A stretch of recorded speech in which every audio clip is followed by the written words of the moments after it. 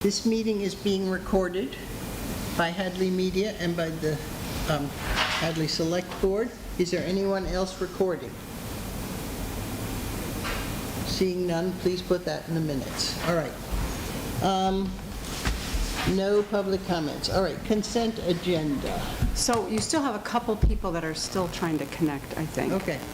But Mike, aren't you here? You've got to help me find people on the screen that are Oh, yeah. waving their hands at me. Mike's actually here, so don't worry about Mike. I just see another Just one. Megan Hill here. I would go ahead, Jane. Okay. Consent agenda. Warrants number AP 2311S, AP 2311, AP 2310, AP 2310S, PR 2304. Special one-day alcohol license, nonprofit wine and malt for the Friends of the Hadley Council on Aging. Wine tasting fundraiser, October 28th from 6 to 8 at the Council on Aging, 46 Middle Street. Special one-day alcohol license for profit wine and malt, Leadfoot Brewing, Patrick Randall, October 1st, noon to 8 p.m. at Craft Fair, Maple Valley Creamery, 102 Mill Valley Road. Pull that out, please. All right. Pulling that out. I'll make a motion to approve the consent agenda with the exception of that one item for discussion. Second. All those in favor? Aye. Aye. Do we have to roll call that? No, Joyce is not on. Okay. Aye. Okay. Okay. Discussion on Leadfoot. So my concern with that is I see at craft fair. So do we know if said craft fair has been approved by anybody? Like, did they get a permit? Yeah. I mean, they have the right to sell their ice cream. They have the food truck there that is the legality is in contention, and now we've got a craft fair that we know, that I know nothing about. I'm wondering if anybody knows anything about it. No, I don't have any information on that. That does not mean, since the licensing office has been vacant for a few days, I Yeah. can't provide you that answer. Okay. Do they have to have a special license for a craft fair? I can't answer that. I do not know. I think in the past, at a minimum, we've asked for, law enforcement to make sure that they have any traffic concerns. If the fire chief has any concerns if they're putting up a tent, the building inspector might be involved. So usually there's some level of Contact. scrutiny. Yeah, so I don't have an issue with the Leadfoot Brewing. They've been there almost every week. That's not an issue. But this craft fair is a concern. And I would be okay with approving the brewing with the side note that the craft fair is questionable as to its Permitting? permitting or whatever appropriateness. So we have a week and a half. We could approve it pending appropriate permitting for the craft fair. But I think this is a separate thing though. They're just asking for the license to sell Leadfoot Brewing. The craft fair would be something, a completely different line item. I agree with that, Amy, Yeah. 100%. And that's why I'm okay So- with the Leadfoot Brewing. I just want to put the craft fair on notice Yeah. that potentially is not an approved use.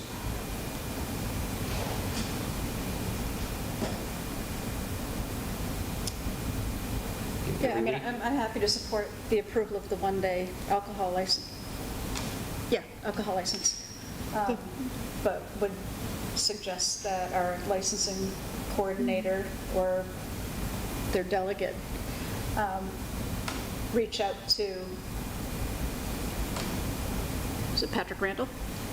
Well, it's not No, really, it I would be think- Bruce Jenks. Oh, it's Bruce Jenks, okay, right. Yeah. Maple Valley Creamery.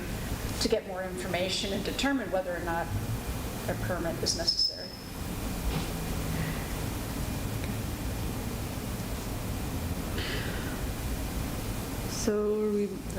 So I move to approve the special one-day alcohol license for Profit Wine and Malt at 102. Molly just moved that. Yeah, if Well- you want to second it. Oh, I'll Yeah. second it then.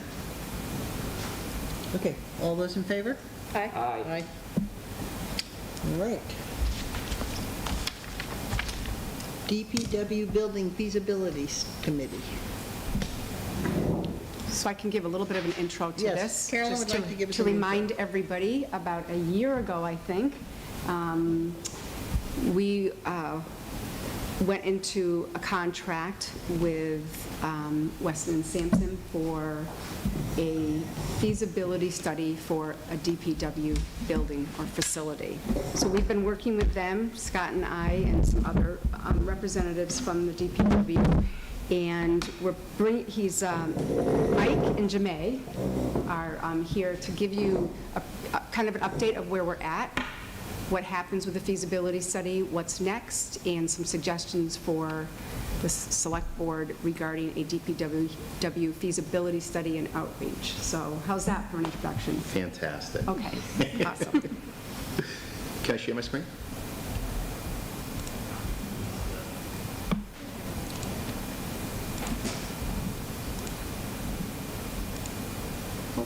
It's saying host this.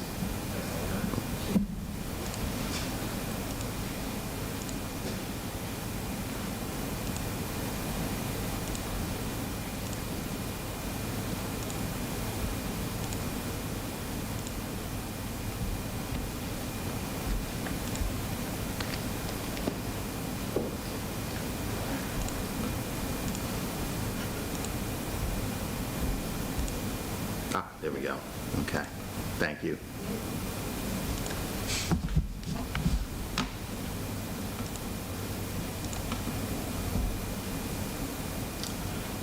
Thank you. My name is Mike Richard, and with me tonight is Jamae Lee. I am the discipline leader for the facilities group at Weston and Sampson. The facilities group specializes in public works. It's what we do.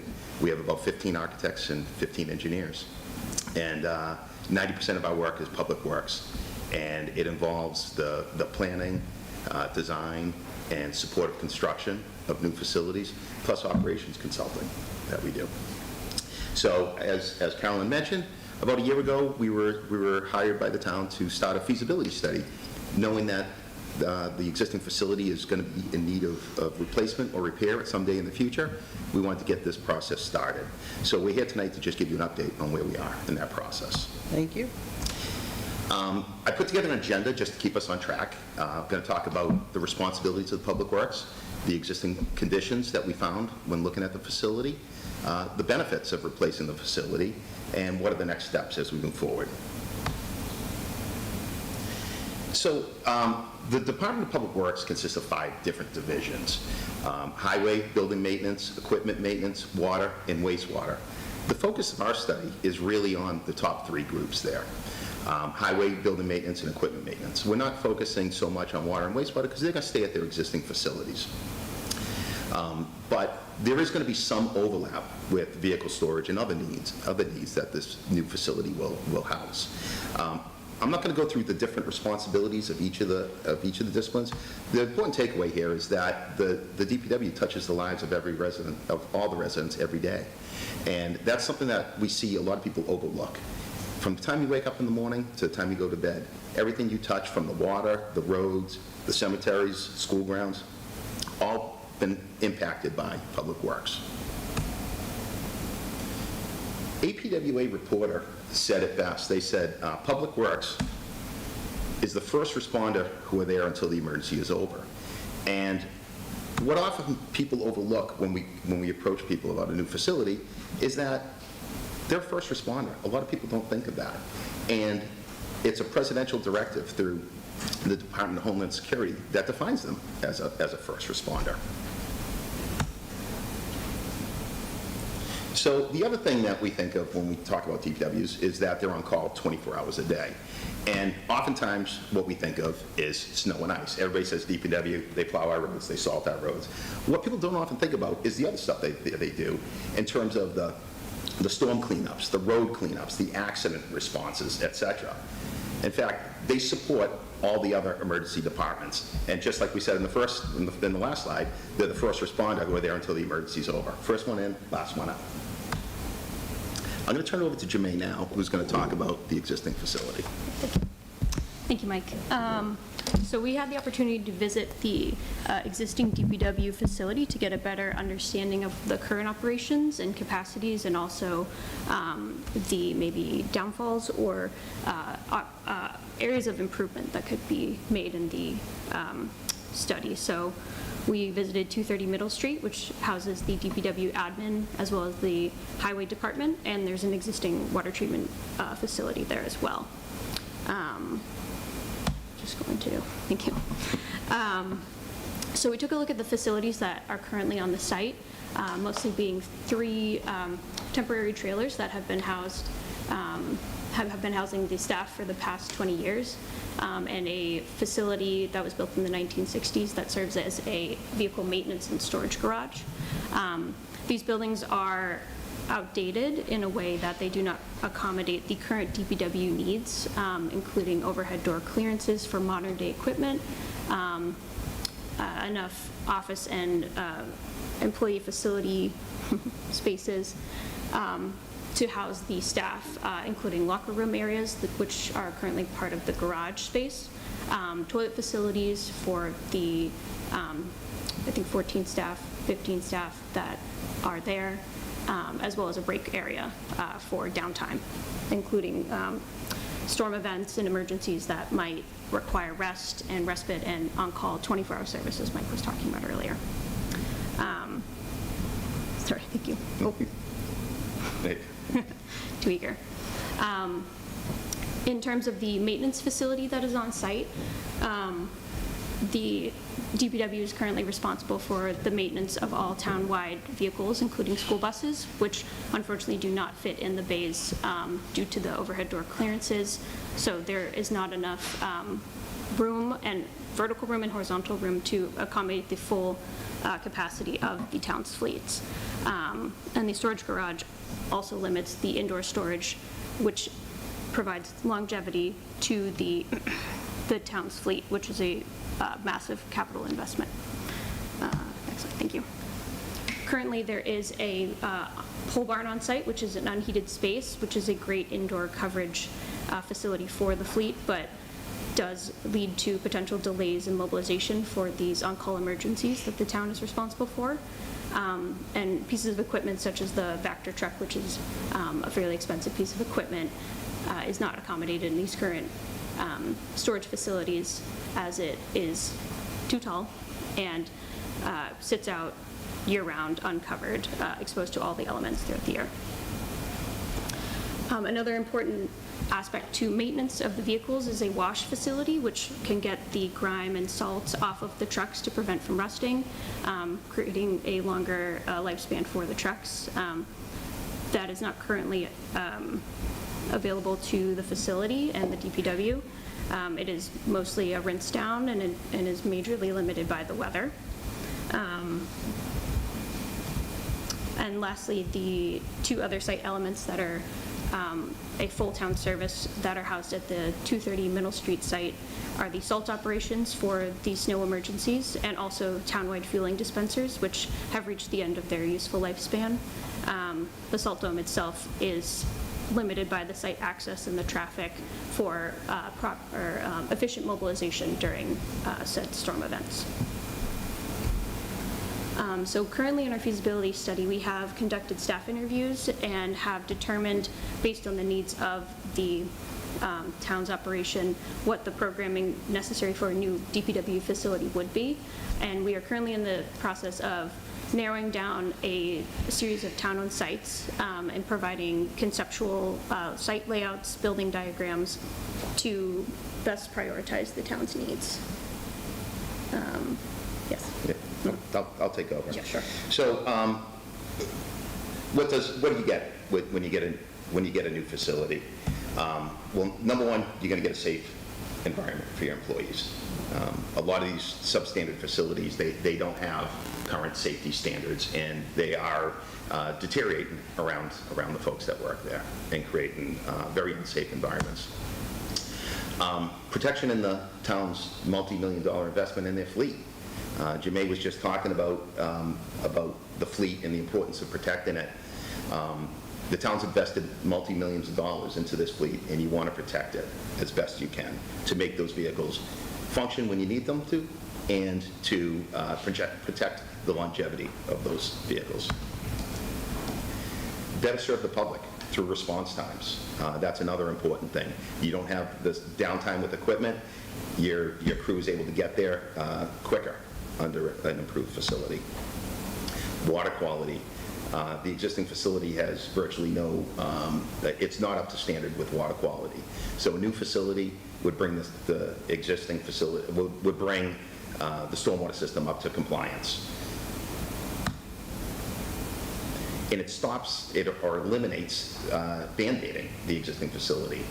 You don't need to keep putting improvements into a facility that's substandard for your operations. And it would be replacing a facility that's long past its useful life before it becomes a mandated emergency. So I do have some photos of what the existing facility looks like versus what a proposed facility looks like. We did gray out the existing facility for effect. It actually just helps differentiate the difference between the existing and proposed. So here's some examples of the office space. As we talked about before, the office space is generally trailers, right? And I believe the town looked at replacing those, and the cost was frightening, to say the least. You can see a newer facility. We try to bring as much daylight in as possible. Makes for a much better working environment. And much better efficiency in the space. On the left, you see the kitchen and the break room. This kitchen and break room is for 17 to 25 people, roughly. Can you imagine fitting 17 people in that kitchenette there? On the right is what we try to do on a modern facility, although these ones might be a little bit bigger than what we would have here in Hadley. But we try to create efficiency with creating multi-use spaces. These rooms are not just your kitchen area, break area, it also serves as a training room for the entire staff. Here is the locker, shower, toilet facilities for your 17 to 25 staff. This is woefully inadequate for the staff, and this does create inefficiencies when people are waiting to get in line to go to the bathroom.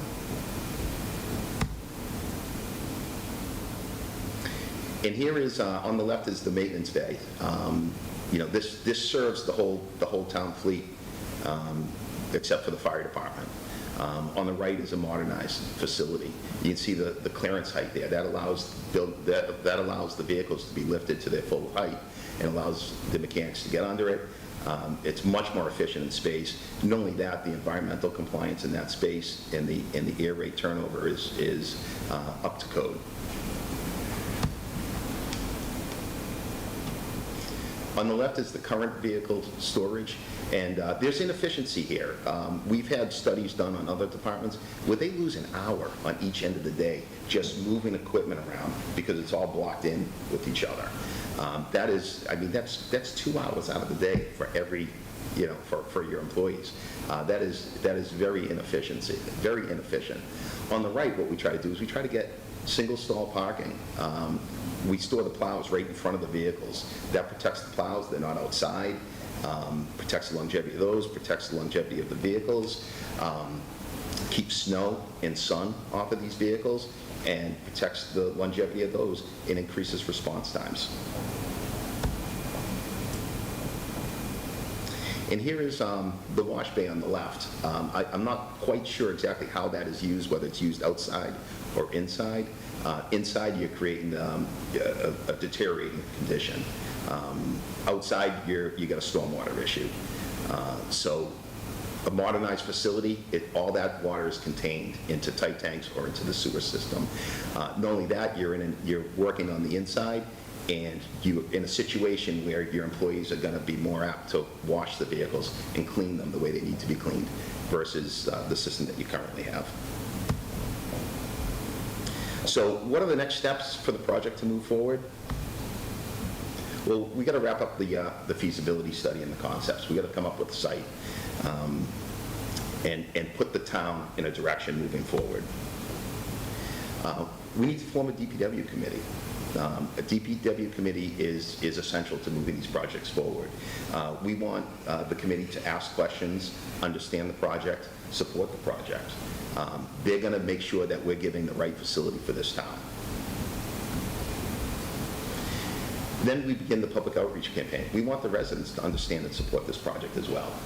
That's very important to the success of this project.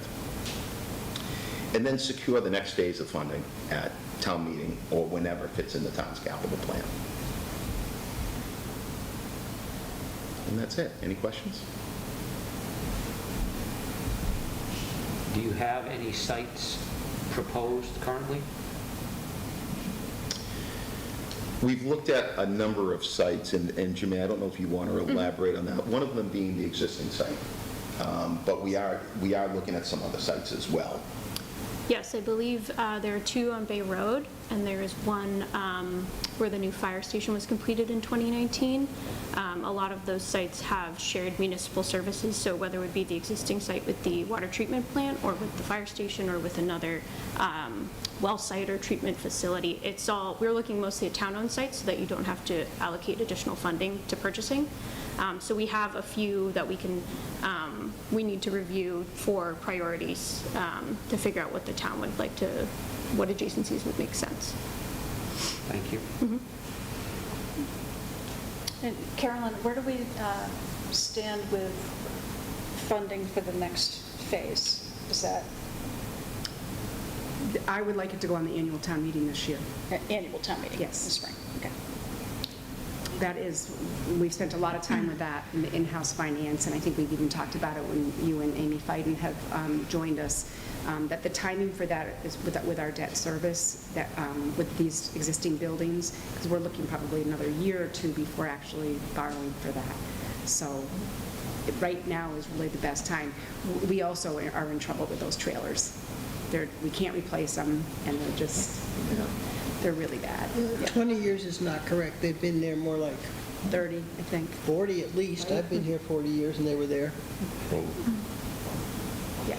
So for site-wise, were you looking at one site for all of it, or potentially multiple town sites? So, as I understand it, we have not considered dividing up the program at this point in time. Many communities do get into that situation, so that's not unusual. Our first objective is to try to keep the divisions as together as possible, because that creates not only efficiencies in operations, but also efficiencies in construction.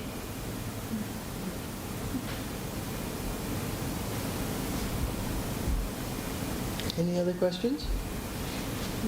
If I can just, we've talked about who should be on that committee, so I'd love you guys to share your experience. You know, I've shared who I think should be on it, and definitely, obviously, DPW and building, but. So in our experience, it's very helpful to have, members of the Board of Selectmen or a member, a representative of the Board of Selectmen, perhaps a representative of the Finance Committee, other people that are actively vested in the town. It could be a former Board of Selectmen or other committee member. We've had even like presidents of the youth soccer on the club, people that have an active interest in the community and will take an interest in this project and help guide the decisions that move this forward. How big a committee do you think is the most appropriate? Very good question. 5 to 7, generally.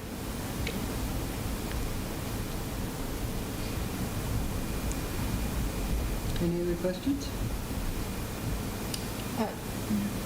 No, I don't think Thank you that- very much. Yeah. Thank you for having us. We have. Thank you.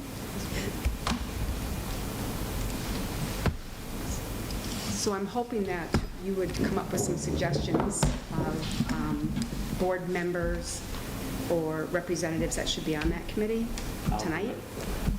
I'll do it if nobody else wants. I mean, I'll do it even if anybody else wants to, but I would be very willing to be on that committee. That work for you? Works for me. Does it work for you? Yeah. Congratulations, Randy. So then, my suggestion would, just as Mike has indicated, I think somebody from finance, somebody from capital, we can leave it up to those boards. I do, obviously, I think Scott should be on it.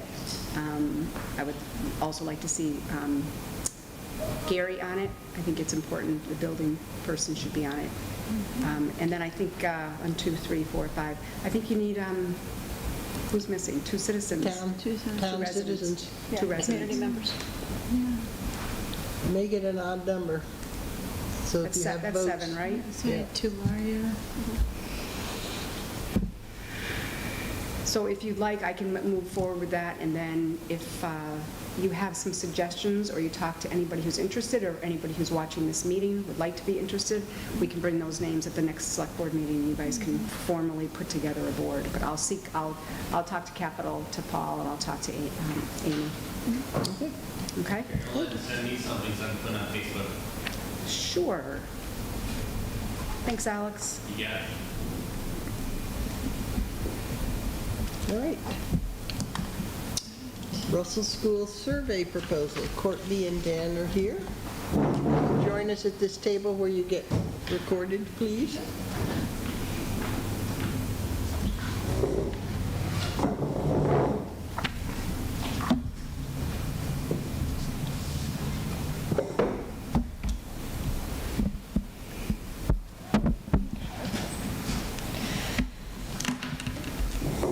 So we are members of the newly formed Russell School Committee. We started meeting about 2 months ago or so, and we've put together a survey, which hopefully all of you have had a chance to look at. And the intention of the survey is to determine what the community wants to see happen with the building. So we identified 5 major options for the future of the school and would like the community to share with us what options they prefer. And the results of the survey will help us narrow down opportunities to pursue, and the committee can go from there.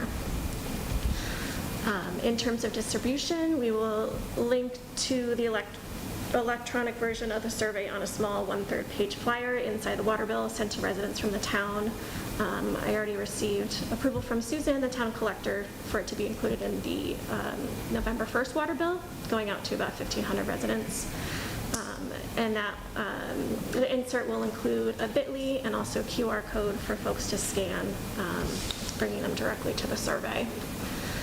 We will also create full-page flyers with more language introducing the survey and post them at local establishments like the post office, library, senior center, schools, dairies, and other businesses. We'd also post at churches if this does not apply to separation of church and state. We'd also like to post it on the town website, and we'll share on Hadley-specific Facebook pages, such as You Know You're from Hadley and Hadley Mass community page. And then hard copy surveys will be available at the senior center and the library for those who may not have access to a computer or smartphone. And our committee is willing to host hours at each location to help walk people through the survey on a computer.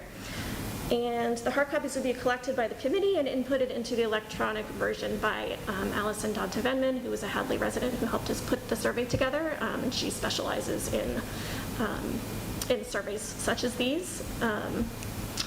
And all responses to the surveys can be anonymous. She says no personally identifiable information is collected as part of the survey unless respondents include their contact information to receive updates from the Russell School Committee. Even when contact information is provided, it will be separated from the survey responses. No individual responses will be identifiable, and all reporting from the survey will be in aggregate. So we as a committee have paid for the first month of the SurveyMonkey and plan to re-up it monthly as needed with the intention to close the survey by the end of the calendar year. We'd like to hold a forum for residents to attend and learn more about the school and possible plans for the school after the survey has concluded. And our intent is to have the future of the school on the warrant for town meeting in the spring, so a decision can be made and we can move forward. Any questions? I just want, Courtney, you said the survey would be up and available through the end of the year? That's what we're thinking, yes. Okay, all right, and then you'd compile it January, February timeframe, and then Yep, and report back. report back, and we'd make sure that there would be a warrant article held Right. for the annual town meeting. I know one of the reasons they wanted to bring this to us was to see if there were any changes in the questions, the way they're written, or other things that the select board feels would be appropriate to include on this.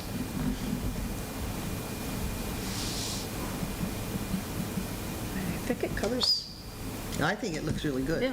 Yeah, I'm impressed with the effort you put in so far. Very Oh, nice. great, thank you. Yes, thank you.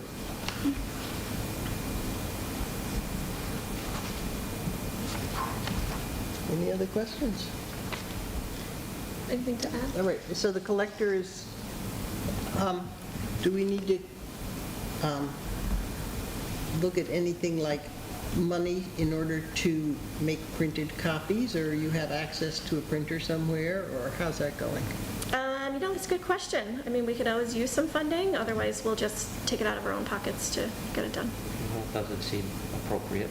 Okay. Town should be paying for that.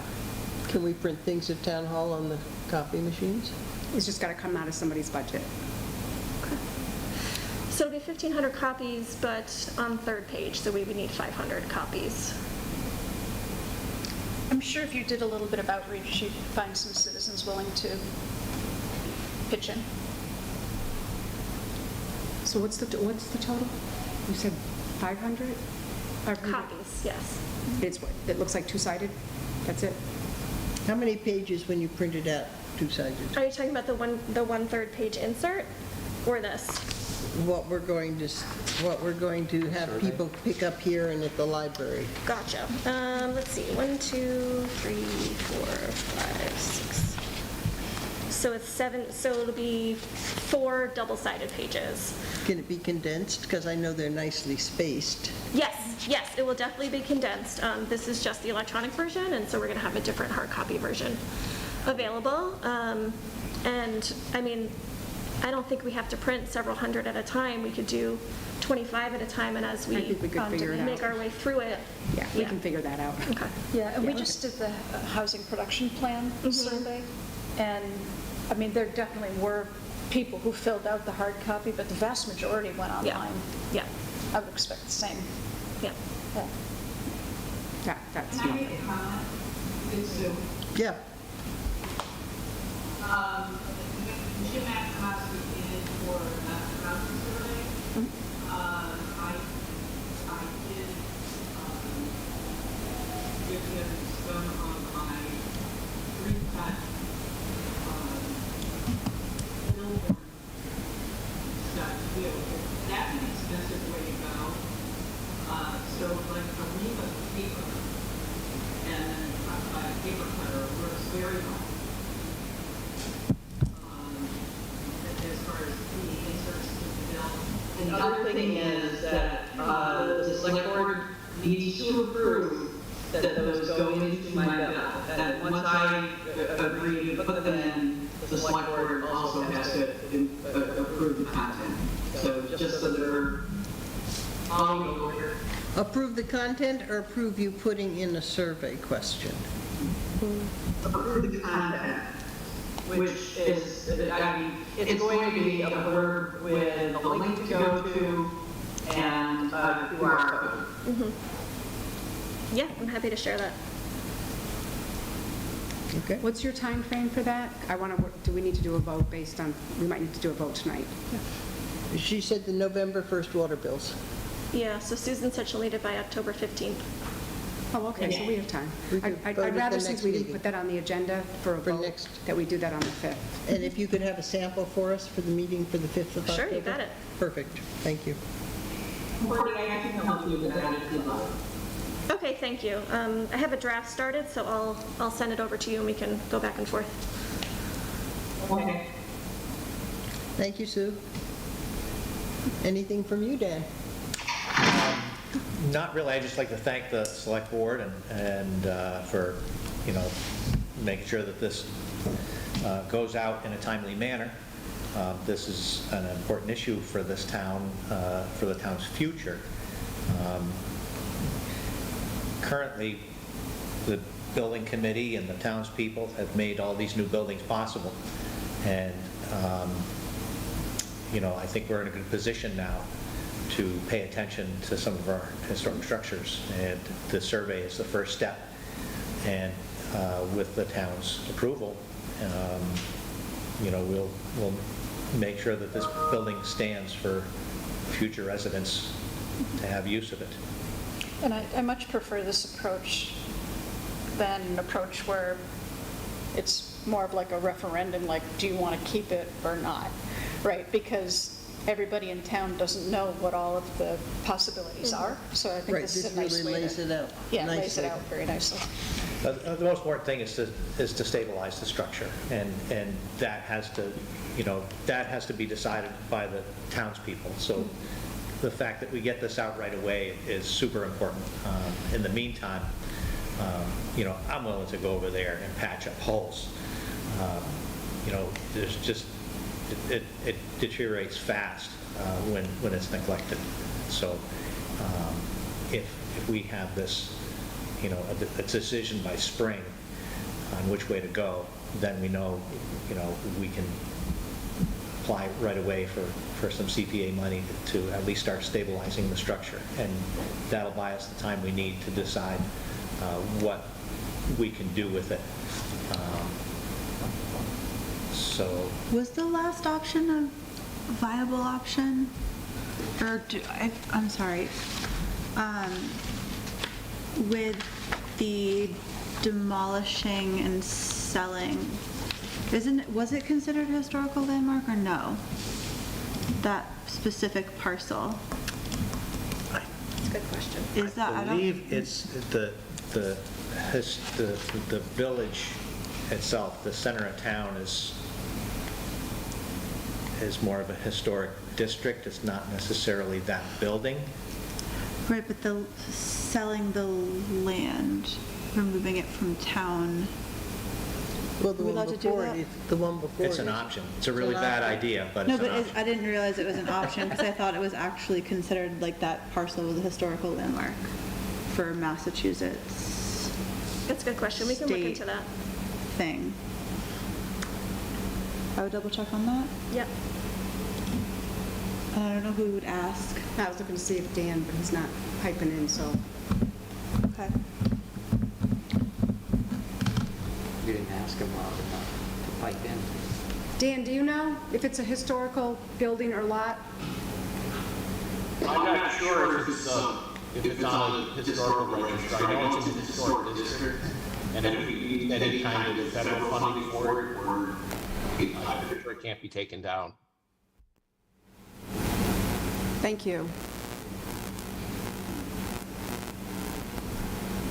Any other questions or comments?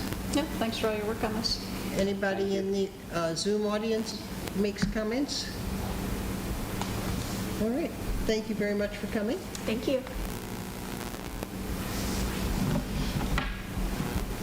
All right, next on the agenda is our discussion of changing our meeting style or maintaining it as hybrid versus in-person. Any comments or thoughts? It'd be nice to go back to in-person so that we don't have all this setup time and equipment here. Maybe setup and equipment's probably gonna be about the same. But I think the confusion of People getting into remotely. Zoom, people getting kicked out of Zoom, recording, obviously recording, not recording, but there's just a lot going on, and I think there really isn't much of an excuse anymore to not show up if you have something to say. That's just my opinion. I prefer in-person meetings, but about the rest of the board. Personally, I prefer in-person meetings.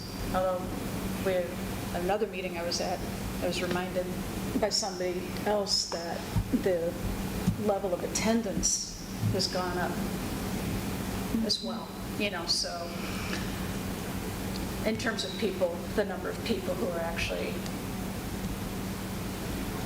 logging in, watching the Zoom. But they also, there's a capability now, they're watching it back on channel 190 or 190, yes? Yeah, and I can say one quick thing. Yep. Looks like Mr. Dwyer wants to speak, Jane. Okay. Bill, do you want I'm going to speak strongly in favor of saying at least hybrid. As a practical matter, you're making it really hard for people to come to your meetings, especially when you do your executive sessions at the beginning of the meeting. Really, hybrid is, I think, essential. It's been a great boost for participation, and I really think you owe it to the town to maintain at least a hybrid presence. Okay. Alex, our Hadley media person, would like to speak. Yep, so first of all, apologize, I cannot switch and speak at the same time. But I did want to point out that, so I'm on the Mass Access Board of Directors, and one of the things that we actually looked at is whether or not this would be a permanent thing. There was a bill in the legislature last session, and it could be a bill next coming session. So as long as we can, I would like to keep this be in practice if it, so that if we stop and then, hey, it's got to be mandated now, I really don't want to reinvent the wheel, so I want to keep in practice, keep improving. That's just my thoughts. Okay. Thank you. Jane, I have Randy? So I prefer to be here, but I also agree with Mr. Dwyer that it's nice that people can have access to the meeting without having to come here. It's not necessarily convenient. It's good to see more faces at this meeting. And the only thing I have to say negative about the hybrid is that when we get something contentious and our clientele doesn't know how to behave themselves, but if we have the appropriate person, and no offense, Jen, behind being the Zoom host that can shut people off as quickly as necessary, then I'm all in favor of keeping it hybrid. Other comments? Are we making a rule for ourselves as a board of selectmen? Or are we also allowed to be hybrid as needed? I don't follow your question. Are we saying that, so we can continue to have hybrid meetings? Yes. Is the expectation we are all here? I hear what you're saying. I would prefer that, and I think if there is a compelling reason that Someone's out of town. someone's but out they of could town, whatever that, Zoom but that in. would be an exception. And Yeah, and that would be a legal question, because if you go back to pre-COVID, when we had no idea about Zoom or any of this, it was, I'm not sure about this size board member, but only one person could be remote. And I would have questions about the chair being remote at all. Yeah, because we have that remote participation policy. Right, Jen? Yeah. And I'm also willing to say now, if someone wants to be hybrid and their stuff doesn't work, I'm sorry, you're cut off, we have a quorum here. That's how I feel about it. Just to keep things rolling. We had a time where we were waiting 25 minutes for everything to get up and rolling. And I think that if there's a quorum physically in person and someone tries to be remote and they can't access it, too bad. Sorry. My time is very valuable, just like everyone else's. Yeah, I mean, I think, we should ask ourselves, what's the goal? And if the goal is to maximize participation, we talk about transparency, engaging the public as much as possible, being hybrid is a way to do it. Again, I'm perfectly happy to be here, but like Randy said, I don't want to impose on others, and the reality is, you know, if you can sit down at your kitchen table and eat and watch and know what's going on, I think people want to be able to do that and not be forced to come down here and disrupt their evening. So I think in that spirit, I'm very much in favor of keeping the hybrid. Unless we run into, you know, as Amy's saying, if we, and Alex, if we're running into technical problems over and over and over again, then maybe we reassess, but. I think I think the realistic approach to it is, if I can give my input, not as a board member, but just what I'm seeing, and for me to prepare for our budget, I do see that we are definitely, through having a new director, getting very stretched thin, we are going to invest more in staffing for things like this. Even having to cover both offices this past week, and people needing Zoom links, and I see the burden on that office that we are going to get. We're going to need additional manpower to run all of these multiple meetings. So I just want to give you the heads up that we'll approach that in the budget to make this work as best it can. There wasn't any money from the states when they made the mandate that you should. Of course not. All right, we could ask. And that was the biggest, when they were insisting on forcing towns that they had to continue to do hybrid, there was a lot of pushback from the small rural communities who just don't have an Alex. They don't have somebody to be sitting here and doing the Zoom. So there was some pushback, and so I think that will continue to be a challenge for small towns that don't have the funding for it. But Yes? You got Bill and... Bill and Susan. Bill Go, Bill, first. you first. Okay, what I will say is that probably 1 out of every 2 or maybe 3 select board meetings, there is an issue involving planning board, and having me be able to Zoom in allows you to perhaps get beyond that issue in 5 minutes rather than spending 15 minutes talking about it and then not having an answer. I would not plan on routinely attending an in-person meeting, an in-person only meeting, but I'm happy to check in on the Zoom meetings and be available as a resource if needed. And if you don't need me, that's fine. I'm doing my own stuff, baking cookies or what have you. So no burden for me to Zoom in. It would be a burden for me to come to every meeting just in case there was something that I could contribute. Ditto for the treasurer. Oh, ditto for the treasurer.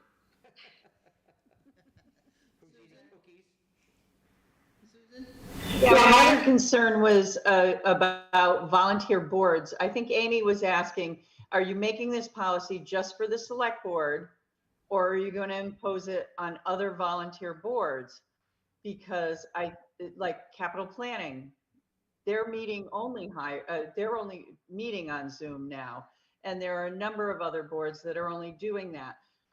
You know, we have enough of an issue trying to get volunteers to volunteer for these boards.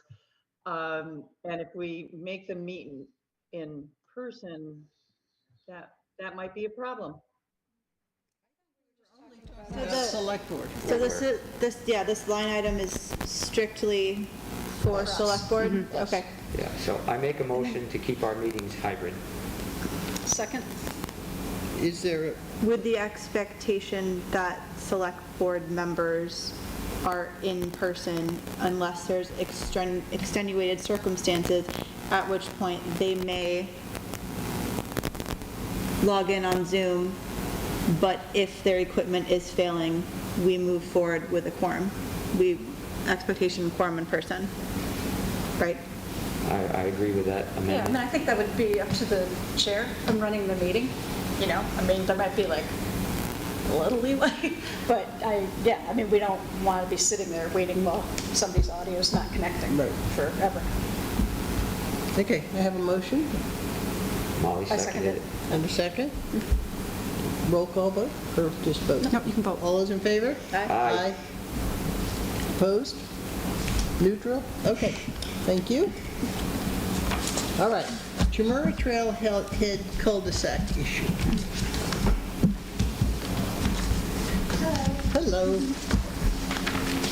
Sharon, you want to just introduce yourself and your Yes, address? sure. And you all have a packet in front of you. Yes. A very thorough packet, but as well as, I think tonight's going to be introducing the issue, and we do have Mitch here and Chief Spank Naval to say where they are at and doing some due diligence, getting some background information. So, but Sharon Okay. can articulate this very well. So my name is Sharon Stanton, and I live at 100 Chamorro Road. And I've lived there since, my husband and I have owned the house since June 20th, 2019. And obviously, you've heard why we're here. The parking has increased tremendously, mostly this year. And there have always been issues with people parking up there and things that stem from parking, but we've always just been able to just handle it pretty much ourselves. And now this is really a parking issue. There's just 20 to 30 cars. Tonight there were about 16 cars, I would say, when I left. And this is getting to be more common. So it used to be, really when we moved there weren't that many cars parking up there at all for the trails. Now there are a lot more cars and a lot more people, but the people that are coming are not trail, like hikers or people bird watching, or, it's mostly all mountain bikers. All mountain bikers. So that's the issue is that we have is with the large number of cars, because it now seems like it's a parking lot up there.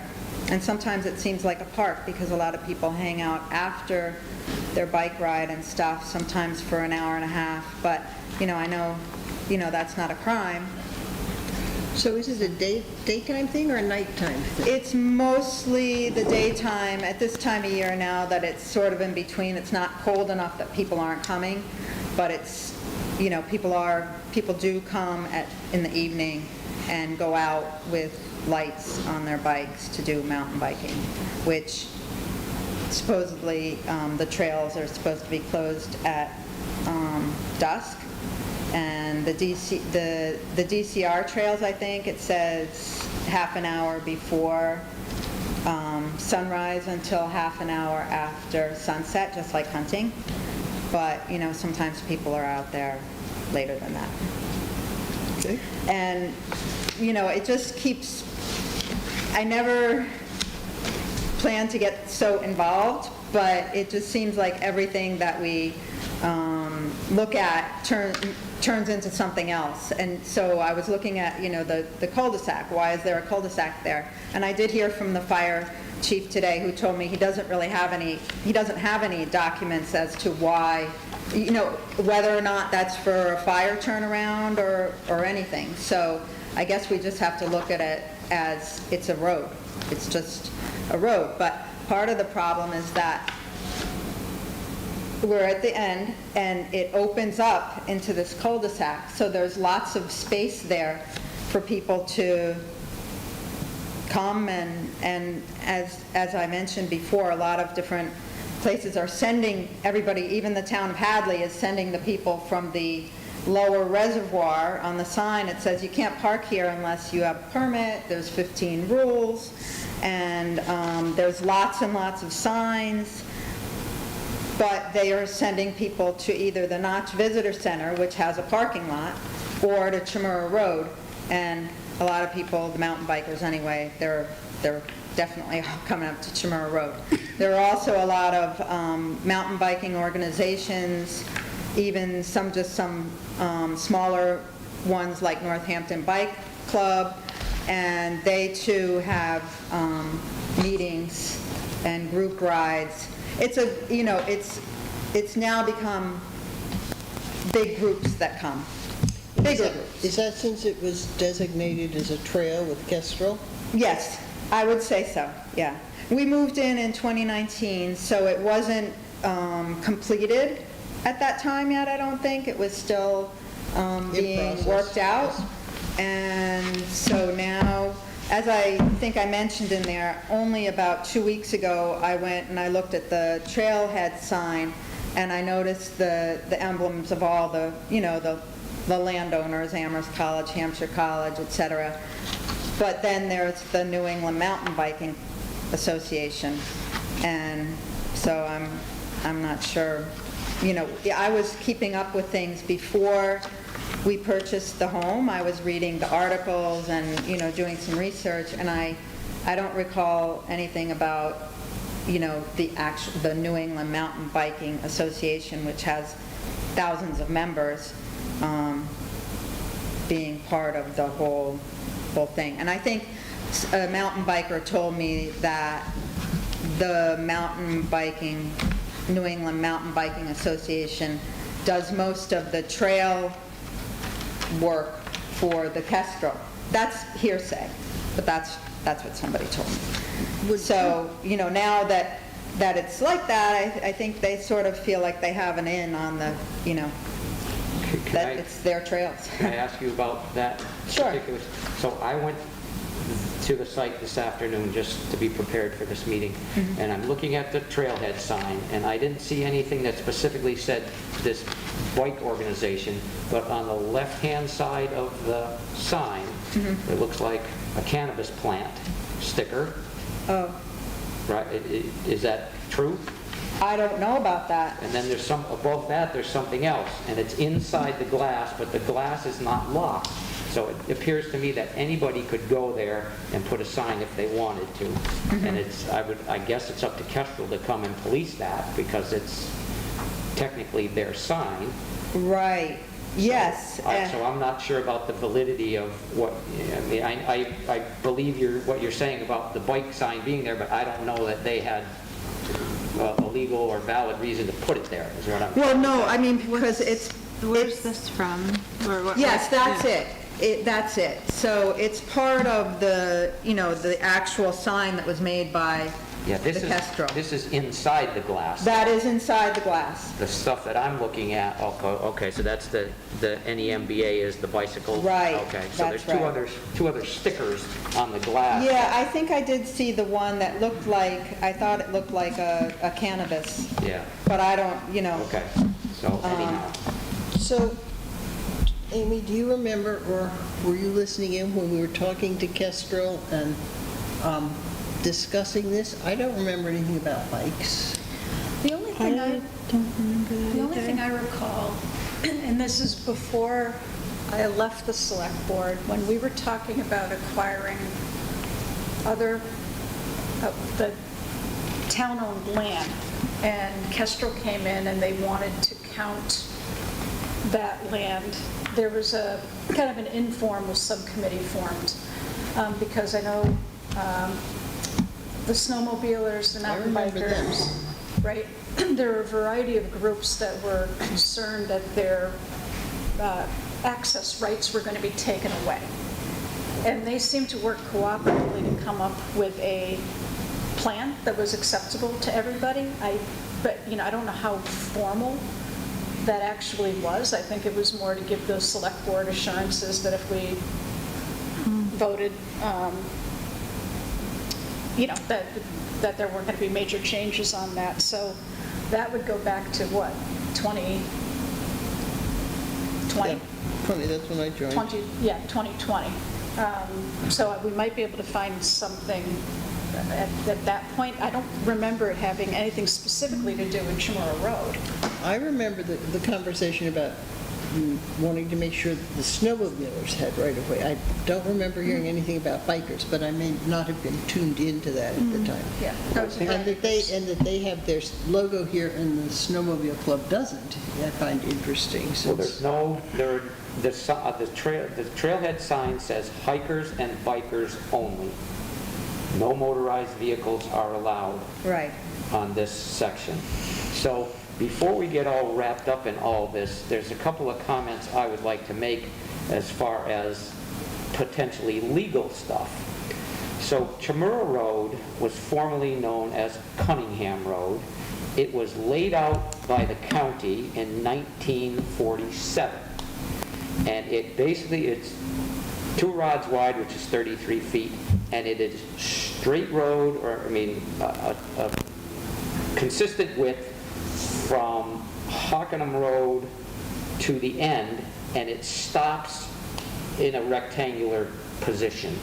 It does not turn into a cul-de-sac. The assumption is that at some point in time the town paved it for whatever reason, fire trucks, school buses, who knows. So there's a serious ownership issue that we have to understand before we can do anything about this as a select board. And I appreciate your issues, but we have to be certain that if we make any kind of policy, that we have the right to do it. I understand. Maybe we need to get a meeting with all of the abutters. It's actually, what's happening now is, you can get Chief Spanknabel's input and then Mitch's. There is some meetings planned. So Mike, do you want to update them as far as you are, and then Mitch can? Okay, if I just stand. Sure. Yeah, we actually had our building committee, the projects committee meeting, so we discussed it there, Goldwire as well. We kind of looked at the history of it, and again, I did the best I could for information for the records request. But the suggestions that I had made, and I know Mitch has already reached out to Amherst College, but there's multiple owners there. So there's the Kestrel Trust little lot, but there's also Amherst College, Hampshire College, Town of Hadley, and there's a bunch of property owners there. So our recommendation at that meeting was to get them all around the table and see exactly what they're aware of, first of all, if they're even aware that their property is being used for motorized vehicles and mountain biking. Because I can tell you, we do have, I know public safety, we have a concern. I mean, I understand that there's some parking off the road. I don't know when that was put in. The last time I was down there, there were certainly cars there, but not at this amount. The other concern we have, how dry it's been this year. We kind of got lucky this year because across the state, the number of fires that they've had, it's enormous. And if we have vehicles driving up into this dry territory there, or people hiking, camping, we had a camping fire we had to go put out the other day up there. And, we just need to get on board with the ownership of all this property and make sure that we're maintaining access, first of all, because we have a lot of bikers that we go out for with injuries quite consistently, at least 2 or 3 times a year, a minimum. So I think we need to just get around the table and see exactly what's allowed so that we can maybe put a plan together of how we're going to allow for parking, if it's going to be designated parking areas so that the cul-de-sac is still accessible and all that. So I think we just need to get everybody together. DCR? DCR as well, too. Yeah, I think they need to be involved. Okay. Mitch, did you want to add to that? Thank you. I apologize for having to appear remotely. My wife wasn't feeling good today, so I didn't want to leave her alone with the kids for too long. But I did have a conversation with Chief John Carter of the Amherst College Police last week, and it was in my plans tomorrow to have a meeting with him and actually go out to the site. The main area that in question here is on Amherst College property. So, there are some jurisdictional issues, much like when we were dealing with issues on Mitch's Island. We found that the property was intersected on, not only by a number of town property owners, but also residents of Northampton. So we're going to try to work out with Amherst College, either with the police or with the college, some type of agreement that allows for us to be able to take action on their behalf, or which is less likely, but also potentially getting the Amherst College Police involved. Again, they're very short-staffed, so I don't think that that's very likely. But we are working together to move forward to get them at the table. Thank you. So I just, as an input, used to drive a school bus, and I used that cul-de-sac to turn around in. When you go down Timur Road, some of those driveways, you don't want to go up to turn around. Of course she was a school bus driver. What didn't you do, Jane? But any other comments or questions? No, I mean, it sounds like, we don't want to leave you hanging, but there's more work to do on our end. Right, Yeah.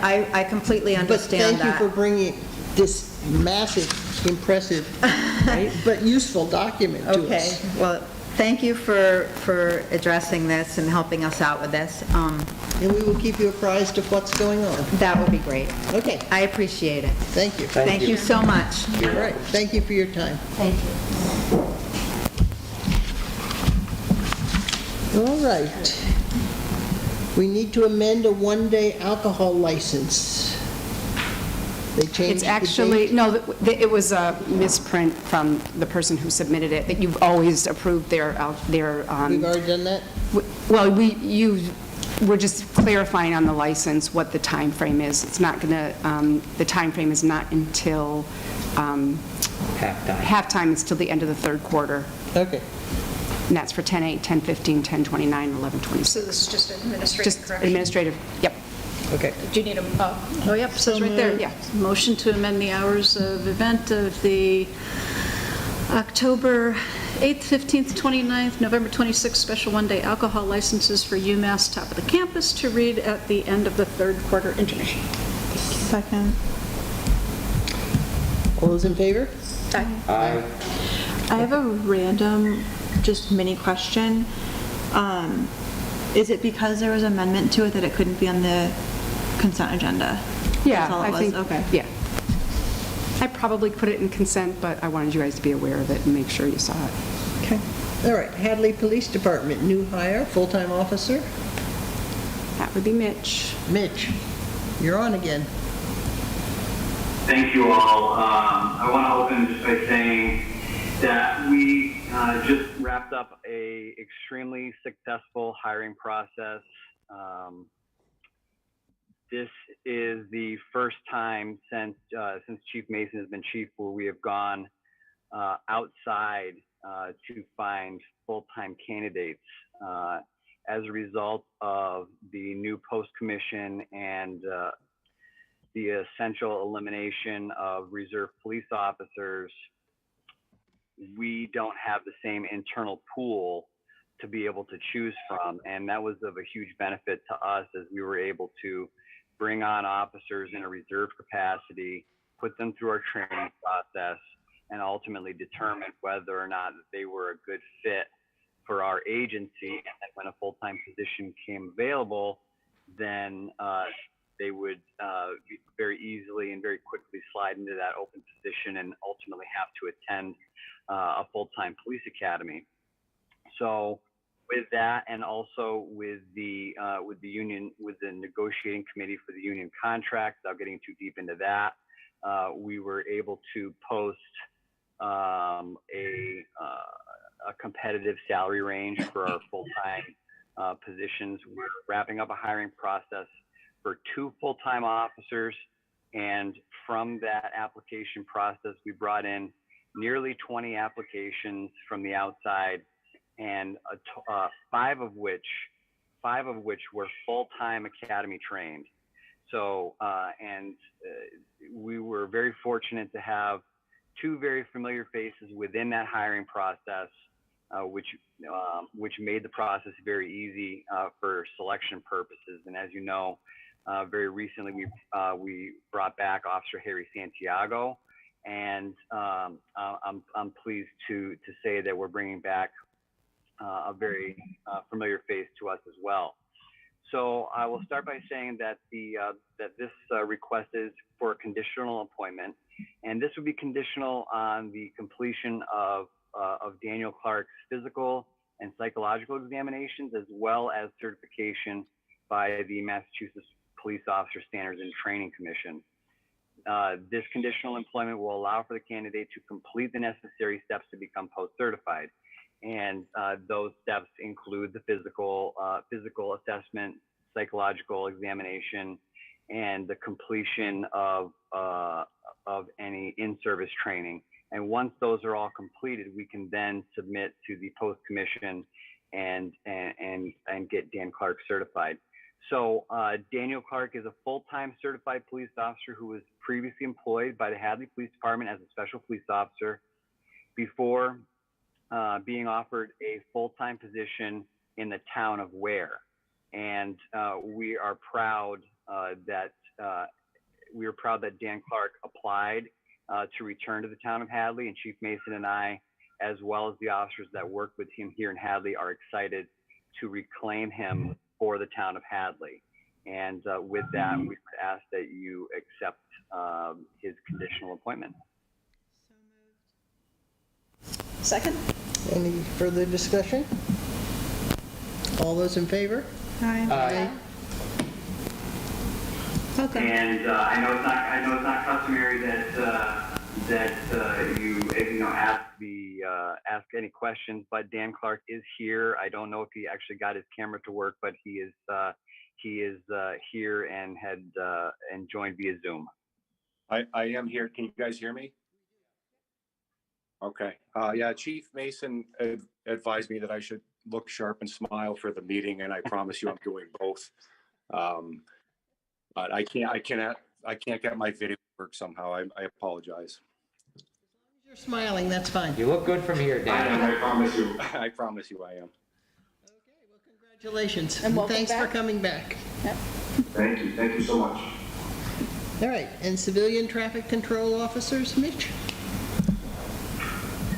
Thank you again, and traffic control officers for the town of Hadley. These are civilian positions that are filled by retired and prior police, and those not familiar, those also include our fire department, and our full-time fire department members are also traffic control officers, and this is helping extremely well with our Route 9 project.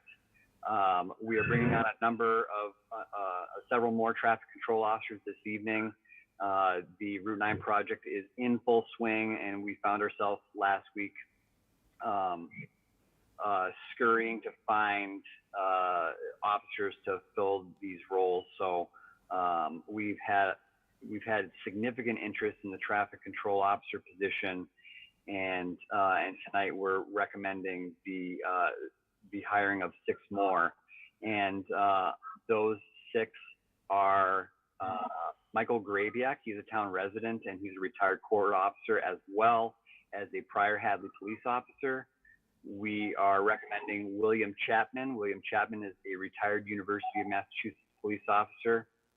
Some may recognize this name, David Bertera. David Bertera is a town resident and a prior Hadley police officer, as well as a retired University of Massachusetts police officer. We're recommending Daniel Hart. He is a retired Hampshire County Jail Superintendent, as well as Thomas Roberts. He is a prior Springfield Technical Community College and Mount Holyoke College police officer.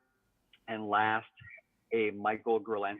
He is a prior Leverett and Bernardston police officer.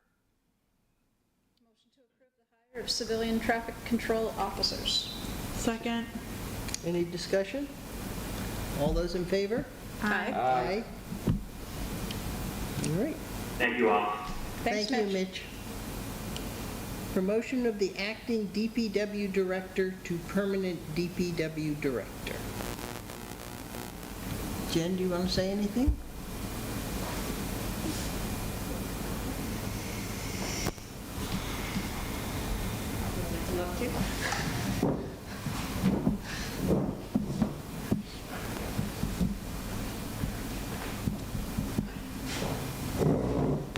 I would formally like to ask that you appoint Scott as the DPW director and lose the acting in his title. Oh, no. And should we do it subject to final contract Yeah, negotiations? subject to the final contract, which is going out to the lawyer tomorrow. All right. We have a That's motion? Amy's motion. Amy made the motion. A second? All those, any conversation, discussion? It's about time. Thank you. All those in favor? Aye. Aye. So we do get to shake his hand now. Now we can shake your hand. So we've got to shake somebody's hand. Welcome aboard. Thank you, Jim. Thank you. All right, we're going slightly out of order because we cannot close the warrant until we talk about Valley Bike on the warrant. I don't know that we have any information about this. We spoke last summer, this past summer, about Valley Bike and wanting to put their pad at Whole Foods, and they were looking for $4,500 from the town to pay for administrative costs, and all the other costs were being met by the merchants. And there was no money in the town budget to do that, and so the conversation sort of went, well, let's put it on the fall warrant, but from there, I don't know how it sits. Did they decide that they wanted to put it at Whole Foods? Last I heard, they were thinking of the Holyoke Mall, maybe LL Bean. There was nothing really set in stone for a location, right? Okay, just checking. Yeah, they wanted to, right, there were But they, options. yeah, but they didn't, it wasn't a specific location yet. I right? have not heard from them, Yeah. Okay. so. Yeah, and I think the last we left off is we said that we would try to bring it to fall town meeting, but we haven't had discussions about funding or anything. This was part of how it would get funded. It would be placed on the warrant. Okay. So you have to decide. I have not heard from them, so I don't know where it was going. They had talked initially about looking for businesses to support them, but since that last meeting, I have not heard. So can we vote to put it on the warrant and then? Oh, I can take it off. Yeah, can be taken off or passed over. I just want this to be your decision of how you want to move forward. So I don't want to put it on the warrant if it's not, if there's not a location, if it's not concrete, if there's no communicate, like. I would take it off before. Take it off. Yes. if we haven't And I heard don't, from them. if we haven't heard from them. Right. Yeah. So we're voting today to put something on the warrant that is not specified. Only if they are proceeding their location at it was in front of Whole Foods, right? That's the one you were discussing, That's the correct? one they talked to us That's the about. one you were That was their discussing preferred pointedly. location, yeah. Yes.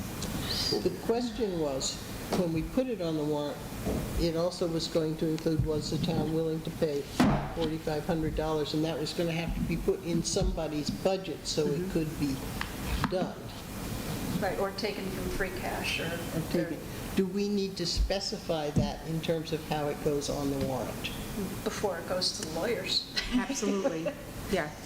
Doesn't have to be done today, but I need some guidance on where you guys are moving, because I'm not clear. I think we need to let the town vote on it. The question is, how is the best way to do that in terms of producing money? Because if the town is just a yes or no question, that's one thing, but if it's going to cost you, that's a different thing. I don't think we should put it on the warrant at all this year until they have it more together. That's my opinion, but they don't have it together right now. I think they were waiting for us, though. I agree with No, because they haven't asked, they haven't given us a commitment from any business that they're willing to front any money. We left it with them that we were going to put it on the warrant. They had everything except the administrative costs covered. I don't think so. No, I think they we didn't had have any left money it. from businesses. It wasn't their decision about putting it on the town warrant. I don't think they were part of that discussion. The last meeting, according to what I'm following, is that they were going to look at businesses to support it first, to see if there was other options. Since that meeting, I have not heard. I don't know whether Jennifer has, because she's been away, whether she had heard before, but I hadn't. But this has just been lingering, and I've got to get the warrant done. We got to get closed up tonight. They can wait a year. Yeah, I agree that we talked with them, we decided that it was not a select board decision, and I think that we kind of left it that we would let it go to town meeting to make a decision. But I do agree with Amy that without any specificity here, it's kind of hard to move forward. So if we vote to put it on the warrant and then it can be pulled, then I have no problem with that. I think that's what we should do, because if we're closing the warrant, this is it, and we have the Well, option. you always can open it up again. So just so you know, if something were to come up last minute, you're always able to open it up except for 2 weeks before. Well, I think we should put it on and then get in contact with them and say, what's up? And then we'll know long before the warrant is. So did we leave it that the ball is in their court to get funding? I don't think so. We didn't leave it in the, we did not leave it in there to get funding. They had made a commitment they would reach out to local businesses to see if they Okay. could support it. So I don't, so We left it that we would put it on the fall warrant. I believe we did, and I agree that we also asked them to look for other funding. Right. So, Because we need to know what the warrant's going to say. Right. So we need that additional right. information so that. we also know, is there going to be an agreement? What's going to be happening? Is it But- annual? Is it, so, But I think it was, for us to put it on the warrant, let's just specify that for a second, that it was solely for administrative costs. Yes. yes. And anything else would be on their, whatever funding they get from businesses, and if they don't get any, it's on them. Right. Right? Yeah, and Agreed. they Totally agree agree. with that. Okay, Totally Yeah. agree. then that's, okay. We're I'm only fine with looking that. for administrative costs. Okay, but we need to know if they're even at a place where they Yeah, want that. And if follow not, up. then we don't put it on the warrant. All right, so may I have a motion? I'll make a motion to add Valley Bike proposal to the special town meeting warrant. second. Pending, right? We're adding it, but we can also remove it at Yeah, any that's point. it. That's a Okay. We can take it out. All right, cool. Right, all those in favor? Aye. Opposed? Withholding? All right, now we'll talk about closing the special town meeting warrant. Yeah, which and is that's, enclosed. so I know you do not want to go through all of these articles, and we still need some more information, but I just wanted to point this out. This is strictly tonight is to close it so that we can finalize some of these articles. So we are still looking at specific accounts and what the amounts are going to be. So these are simply, you are looking at a draft with placeholders that we know we're going to be addressing, but I don't have the amounts for you. Article 5 is capital requests. Those were requested, approved by capital last night, but it still needs to go to finances, to Finance Committee. Are they meeting tomorrow, Yes. finance? Yep. We always have prior year bills to consider. There is an article about the after-school program, about a revolving account that was closed I think, not last ATM, but the one before. I'll take a look. But we need to do some housekeeping changes there that it may have been prematurely closed by the town, but it's a school revolving account. So I'll be providing more details on that. There's a placeholder for CPA articles. Right now, Article 9 and Article 10 are regarding 2 votes that were made on articles at the annual town meeting. The Attorney General responded with some recommended changes that needed to be looked at, and we are working with attorney to get those, the wording accurate. I'm taking off the metal detectors. I spoke with Diana West, and the bylaw committee will be reviewing some of these new articles, and so they want to take a look at it, because there's, whenever we get into fines and who's going to enforce it, it gets a little, we got to really do some due diligence looking at that. So that'll be coming off. And then your non-binding referendum for the climate change emergency declaration. So that is it. So I just need you to... Make a motion that we close the warrant for special town meeting. Second. Motion and a second. Any further discussion? All those in favor? Aye. Aye. Aye. Opposition? All right. Klamoski APR. Yep, if you remember, this came up at the last meeting, and we unfortunately, due to personal reasons, we didn't have any representatives to talk about this, but we do have Tina. She has been waiting patiently. Here she is. Tina Smith is from the Mass Department of Agricultural Resources, and so we are co-holders, and she's going to explain it a little bit, and then you guys can ask her some questions. Yeah, thank you for putting this on the agenda tonight. I'm really happy to be here to explain this to you guys. So this APR was closed by Kestrel Land Trust. It was co-funded by the federal government. Kestrel then assigned this APR to both MDR and the town, which grants the town of Hadley co-holder approval. So in this instance, sorry for the background noise, in this instance, wells are not considered a retained right as they are in some other APRs. So Ray Young, who owns and farms the property, is working with NRCS and has gotten funding from NRCS to put a well on the property, but they need both co-holder approval and MDR approval. So I don't know if Ray has brought the paperwork by, but I can provide that to you at some point. But simply, this is a request to drill a well on APR land.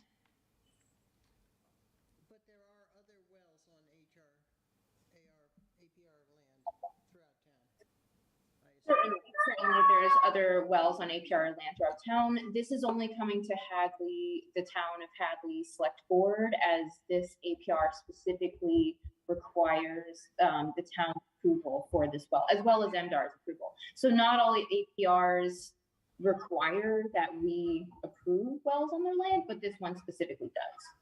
And does MDR have any issue with this? We do not. We've already approved it. It'll be signed by the commissioner pending town approval. Well, I agree with part of the discussion here that if it's not able to be watered, there's more vulnerable extreme conditions like wind and soil erosion. So, seems reasonable to me to maintain farming.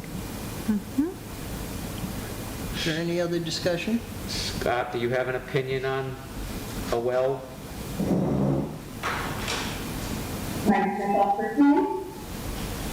No, this is for Scott McCarthy, our DPW director.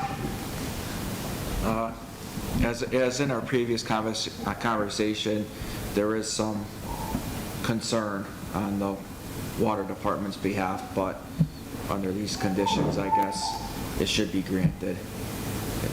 Okay, and is there any need for the Board of Health to be looking at this? They responded back and they had no concern. Okay. Thank you. All right. So, motion? Are we looking for a motion then to approve this? Yes. Tina, the motion itself, just specifically, just that the select board's going to be approving this, correct? Yes, well, select board approves it, but then I need a signature. I looked back through our records, and it looks like the last time the town was a co-holder on something, it was signed by Molly Keegan. Oh, there you go. So I can bring this paperwork to the town of Hadley, but I don't know where to bring it to or when. We can touch base tomorrow, Tina. Okay, perfect. Okay. I appreciate it. All right, so I have a motion to approve. Second? Second. Any further discussion? All those in favor? Aye. Opposed? Abstaining? All right, passes. Other items not anticipated 48 hours in advance? Town administrator, anything new and exciting? It's always exciting, Jane. I'm not going to go into a lot of details. Like I said, I was solo this week. I did have some help with Peter, and Sue helped me out with some things, but I did want to just make sure everybody knew that the Amherst Area Chamber was inviting you all to a grand opening ribbon cutting for Fun Hub Action Park, which is going to be Friday, September 30th from 12 to 2. The ribbon cutting's at 12:30. And those are only the announcements I have. I do want to let you know, I did reach out to the Cable Charter Review Committee. I only got a couple responses, so I'm going to give them phone calls this week, but we may be looking for some committee members, so. Okay. And Attorney Mead is going to begin doing office hours. She has picked up 2 other communities that are close by. She will be here October 24th between 1 and 3, holding office hours. I have not yet, that was just this afternoon, so I haven't let board members know or department heads. So I just wanted to make sure you guys were aware of that. What does that mean? She's going to come, and if you have questions for her, we get to go. She'll be in person. You can be there in person. Okay, cool. Yeah, you just can't take up the whole 2 hours. No? So that Route 9 had a tough week, lots of traffic, right at Middle and Russell. It was a busy week, but nice. It was much quieter today, but things are moving along. And, yeah. Our And business then, owners. did you want to clear up any confusion about the 2 events happening tomorrow? Hey. And what each one of them is, and yes, what voters with opinions, which ones they should go to? It's, Who does? Susan. oh. Susan, did you Okay. have a question? Sorry, I'm acting like a board member. Carolyn, I'm sorry. I meant to update you earlier today that the streetlight project, the replacement project, should be done tomorrow afternoon. Yep. I was just skipping all the highlights. Thank you. All right. All right. Yes, do you want to talk about the select board's All event right, first? so number 9 is a new category we're going to have here on all the time, as is number 10, which Oh, is... I'm sorry, Jane. I was referring to, Amy had asked about 2 events. Oh, I'm So sorry, I'm yes. just clarifying that there is an event by the Climate Change Committee. Climate Change Committee is holding the event that the Select Board asked them to hold for town input about the climate change declaration that they would like the Select Board to sign. So that'll be informational, and then it will actually go to special town meeting in the fall. But it's also a public forum. It's a public forum. It is a public forum, not just informational, so Yes. it is allowing for questions, comments, and opinions. Yes, absolutely. The other event is an informational session. The other event is a workshop for the agricultural communities in the Mill and Fort River watersheds. It's water and strategies for our changing climate. Its main heading is drought relief for local farmers. That will be the same time, 6 to 8, on this Thursday, September 22nd, at the Young Man's Club, 138 East Street, Hadley. The climate change resolution that will be held here, correct? Correct. From 6 to 8, and it is posted as a select board meeting, but it is being put on by the Climate Change Committee. Now, is that 6 to 8 hard time? Or if it seems to be done, then they would close early? Which one? The, I can't speak for, I don't know, I can't speak for either of them. Here. Well, I assume if it's done, will be done. Right, so scheduled 6 to 8, I'm just thinking of if I'm a farmer and I have an opinion, which one do I go to?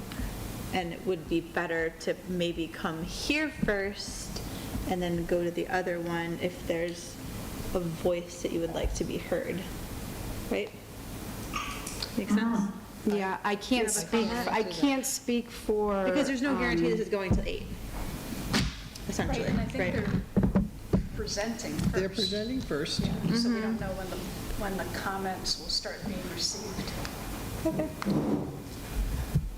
All right, we hope you will all Yeah, attend. it is, it's just interesting, Yeah, it's too bad they both got scheduled on the same day. oddly interesting. Yes. All right, so number 9 is an item that will be here henceforth, which is if any of us have anything that we feel should be on the agenda or topics that we want to discuss, this is the time that we would mention that. It's also a time for Select Board member liaison reports. If anything is happening with any of your liaison committees that you feel is important, you should speak up. Okay. Okay? Anything else? I have an announcement. Do you want us to mention anything in that Oh, yeah. regard? Do you have anything you would like to add? Very quickly, because I know Yes. it's late. So the housing production plan, their survey has been finalized, so they're in the process of, they've actually compiled the initial results from that, and there is going to be a public information session scheduled. They're working out tentative dates right now, but the decision was to have that via Zoom so that as many people as possible could participate if they want to listen to find out what the survey results are. So that's all being handled right now by Pioneer Valley Planning Commission with input from the Housing Production Plan Work Group. So yeah, so more to come on that, but we'll definitely be trying to get word out on that, and that'll be happening in October. Okay. The Hadley Cultural Council is seeking funding proposals. They have set October 17th, 2022 deadline for organizations, schools, individuals to apply for grants that support cultural activities in the community of Hadley. The council prioritizes community-oriented arts, humanities, and science program and entertainment for people of all ages, backgrounds, cultures, and abilities. Council spokesperson Dina Friedman states these grants will support a variety of artistic projects and activities, including exhibits, festivals, field trips, short-term artist residencies, and performances in schools, workshops, and lectures in Hadley. This year, the Hadley Cultural Council will distribute an overall amount of $5,000 in grants. In the past, grant amounts generally have been from $200 to $600. Previously funded projects included dance and music performances along with rug making at the Goodwin Memorial Library, summer music series at the Porter Huntington House and the Summit House, juggling entertainment at the elementary school, art performances and instructions held at the Winters Farmer Market in the Hampshire Mall, Project Earth, a community art exhibit displayed in conjunction with First Hadley Climate Day, Joy of Song sing-alongs at the Hadley Senior Center, Hadley's Poet Laureate program, and more. Anyone interested can contact Dina Friedman or look at the Hadley Cultural Council at gmail.com. The deadline again is October 17th. Anything else? May I have a motion to adjourn? So moved. Second? Second. All those in favor? Aye. Aye.